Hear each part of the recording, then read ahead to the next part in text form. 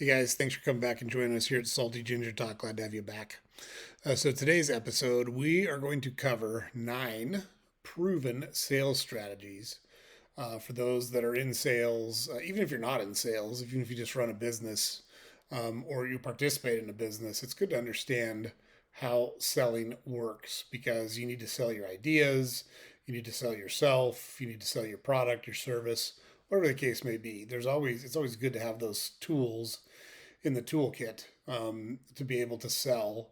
And the way I try to explain it to people too is you got to learn to sell without selling.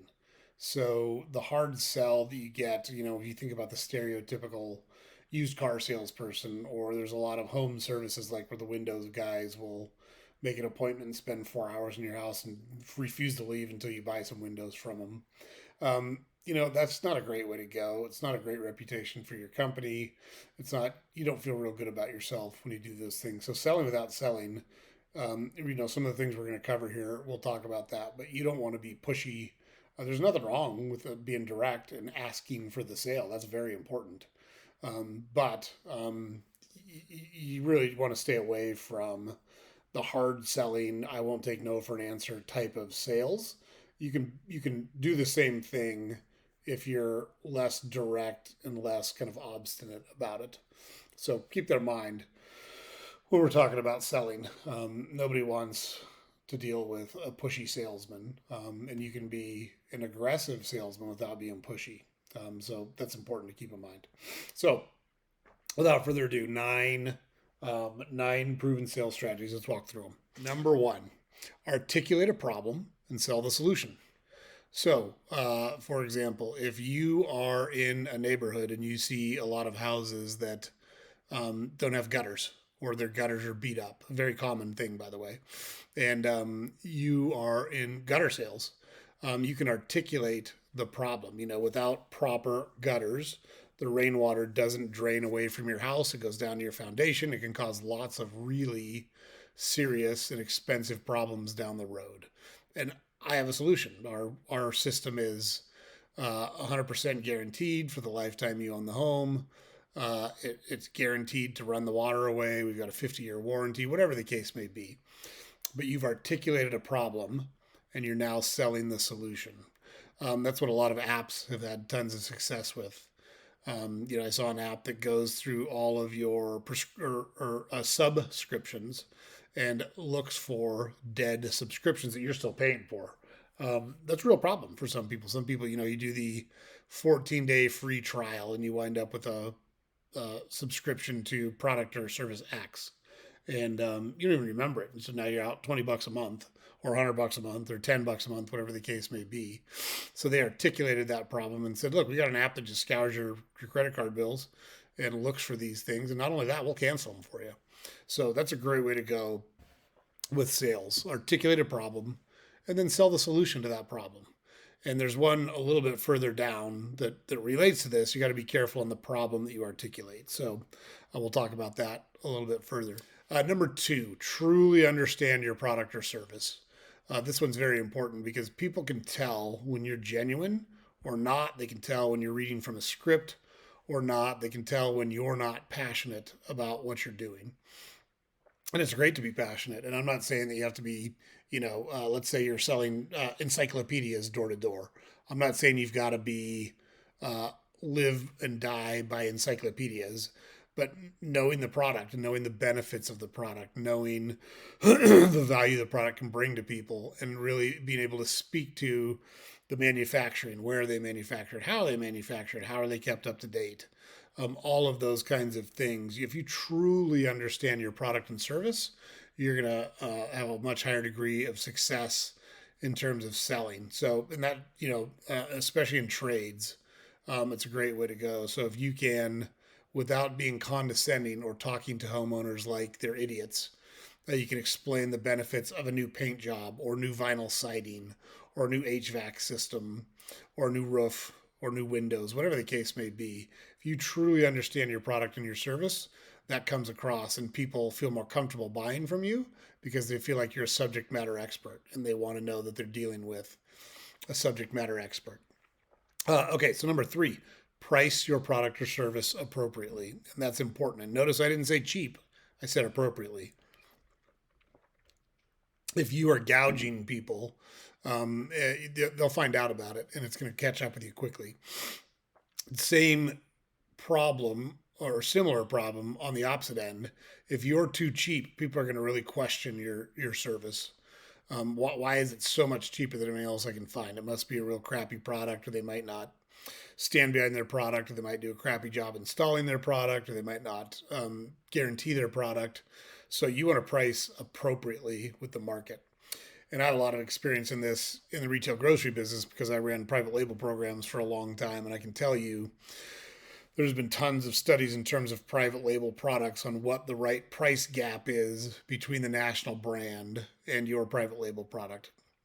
In almost every instance, and I say almost every instance because value add or commodity type items like sugar or coffee or cooking oil, those kind of things, there's not as much room to maneuver because it's much less processed. The product is much less processed. But say it's macaroni and cheese, or say it's cereal, or say it's yogurt, for example.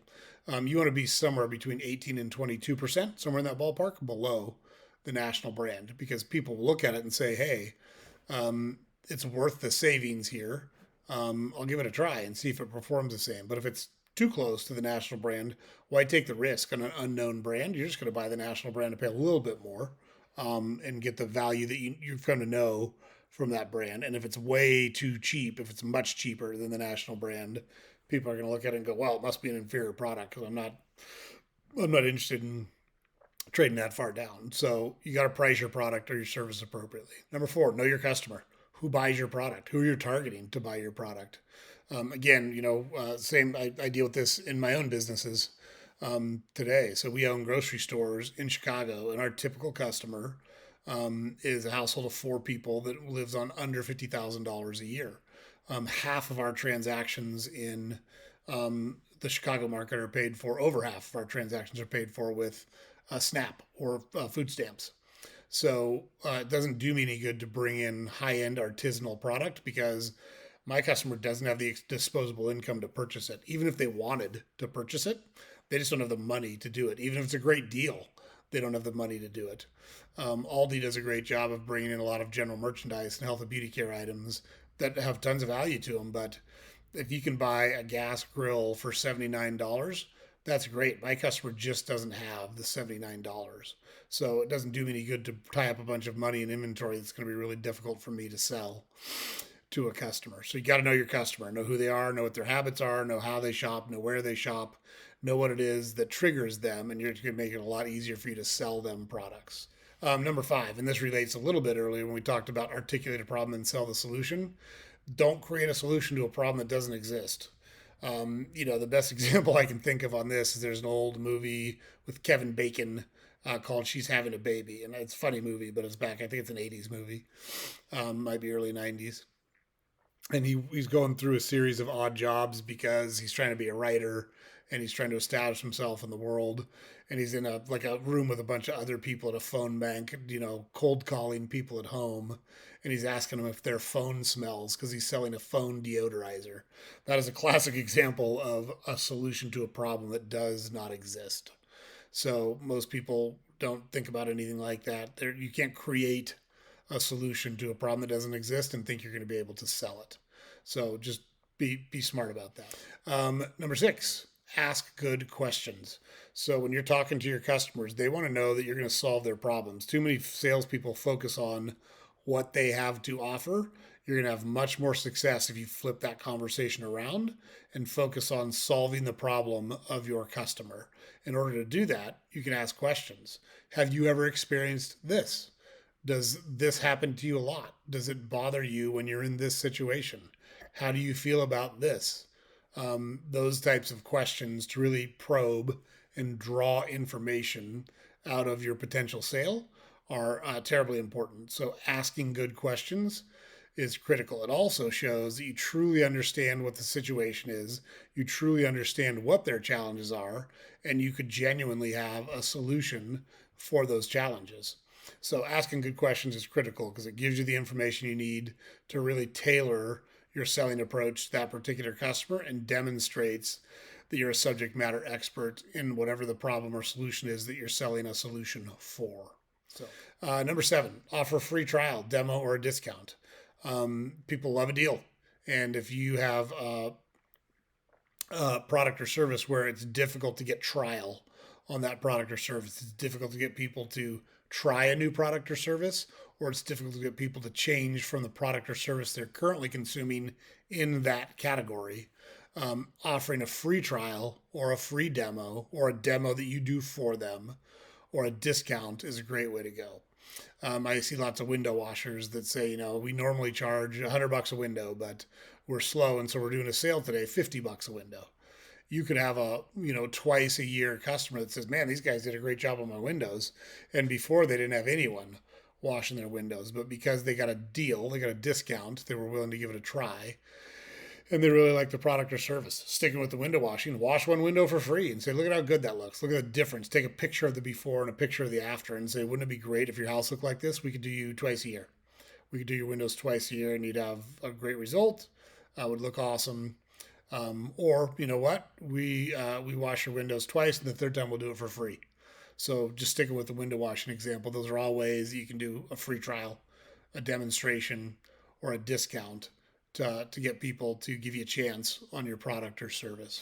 Number 8, develop relationships. So critical. You generally don't want transactional sales. Now, if you're selling a Snuggie, that's probably a transactional sale. But most of us are in businesses where we want and can benefit from repeat customers and repeat businesses. People buy from who they trust, they buy from who they're comfortable with, and you're able to develop a relationship with people. It goes a long way. So I was running a store one time, and there was a woman that shopped in our store all the time. I knew her like she was there all the time, and she came through my check stand one day. It was a weekend. It was a Saturday, and she said, "I said, how's everything going? Did everything okay?" And she said, "No, I'm really upset." And I said, "Oh, what's wrong?" She said, "Well, I'm having a shower for my first grandbaby. My daughter is going to be there in 3 hours with all of her friends. And last week I ordered 4 pounds of crab, and you don't have it. You're out." And I went, "Oh no." I said, "You go home. I'll get you 4 pounds of crab." She's like, "They don't have it." I said, "Understand that. I'll find it for you and I'll have it to your house in 3 hours." And so I got out of the check stand. I started calling around to other stores, my store, other stores. I didn't care. I just needed 4 pounds of crab. I would pay retail for it, even at a competitor, so I could take care of this customer. And I scrounged up 4 pounds of crab, um, took it to her house. I actually delivered it to her house because I had her address from her check.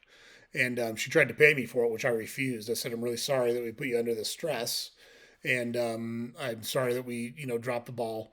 Problem taken care of. I want you to enjoy your shower. I want you to enjoy the time with your daughter and celebrating your first grandchild." And she was a customer for life. She loved our store. She loved me, all from just solving a problem and developing a relationship with someone when they needed us to step up. So developing those kinds of relationships really creates deep and meaningful repeat business that you can count on, and it just can't be overstated how important it is to develop relationships from a sales perspective. And then number 9, show credibility. And a lot of the things we've talked about relate to showing credibility. A lot of things we talked about previously on this episode go to showing credibility. But if you can show a big job that you did, or a tough job that you did, or a bunch of customer testimonials, or even better, connect your potential customer with a current customer and say, "Hey, talk to these folks. We've been dealing with them for years. They can tell you what kind of business we've got. They can tell you what kind of service we provide. They can tell you that we stand behind our product and that I'm not just whistling Dixie here, that we really do what we say we're going to do." So showing that credibility is terribly important. Also, being able to speak to you, like we talked about, truly understanding your product or service, asking good questions, being able to speak to those things in great detail shows credibility with customers, and it's a great way to close a sale or open up a relationship with someone where it was difficult to open up before. So that's our list for today, guys. Just to recap: 1, articulate a problem, sell the solution. Number 2, truly understand your product or service. Number three, price it appropriately, not too high, not too low. Number four, know your customer. Number five, don't create a solution for a problem that doesn't exist. Number six is ask good questions. Number seven is offer a free trial, a demonstration, or a discount. Number eight is develop relationships with your potential and current customers. And number nine is show credibility in the field in which you operate. So, hope you're able to use those in your day to day life.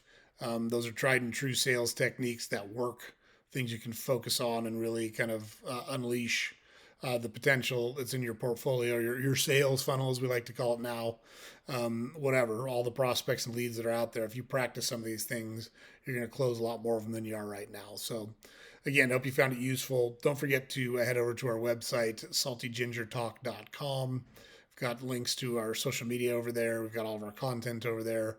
All of our podcast episodes are on there, and you can also sign up for our newsletter on the website. So thanks for joining us again, guys. Everybody have a great week, and we'll see you next time.